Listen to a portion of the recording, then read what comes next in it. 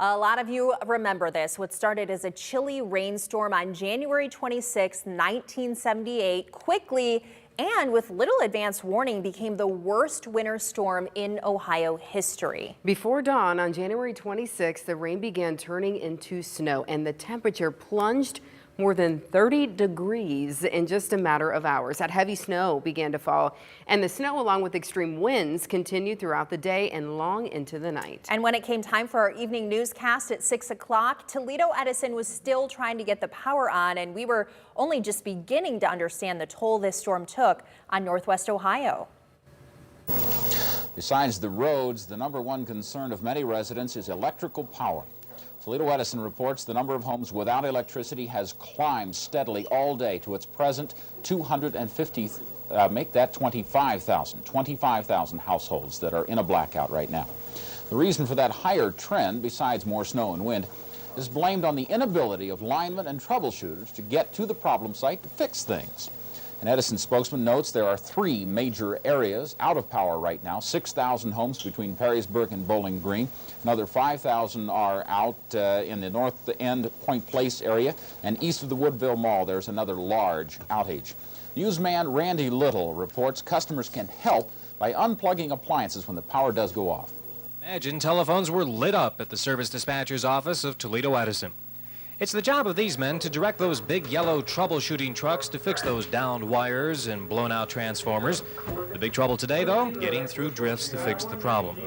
Electrical customers can help out in restoring electricity, oddly enough, by unplugging all appliances that would come on automatically when power is restored, such as freezers or refrigerators. This would prevent any power surge that would develop and possibly cause the feeder to go out again. We're asking people to isolate themselves into one room of their home and shut off the other parts of their house, including pulling the drapes and the blinds. Of course, fireplaces do help keep a person warm, and they can use this. But we do encourage people not to use charcoal, as it will release carbon monoxide gas in the house.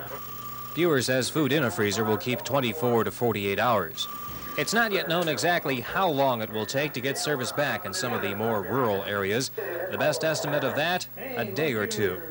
Snowmobiles are being used to carry linemen out to do some troubleshooting. And if you see a downed wire, call Toledo Edison. Let them take care of it to avoid a possible shock.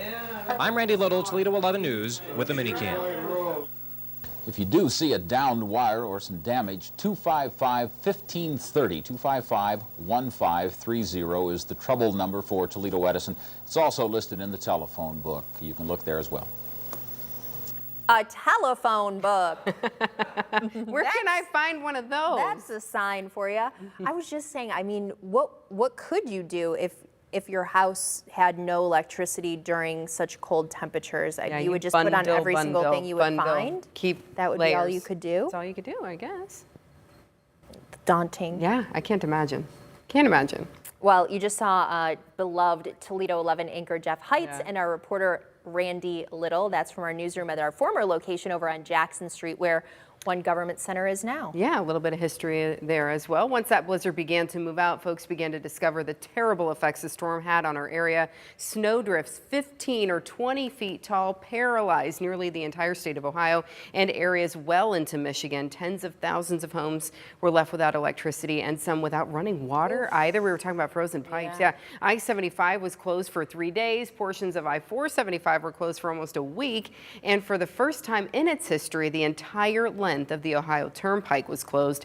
51 people throughout the state of Ohio lost their lives through this, and that made this the deadliest storm to ever occur in the state. And the people working at WTOL 11 all those years ago worked hard to keep our transmitting facility on the air and continue those broadcasts as the electric power was slowly restored. We knew that people would be tuning in for the latest reports on what was the worst storm. You could see it really, really was. People were right when they come up to and they do. They say it every time, and that's a memory that you don't soon forget. That's for sure.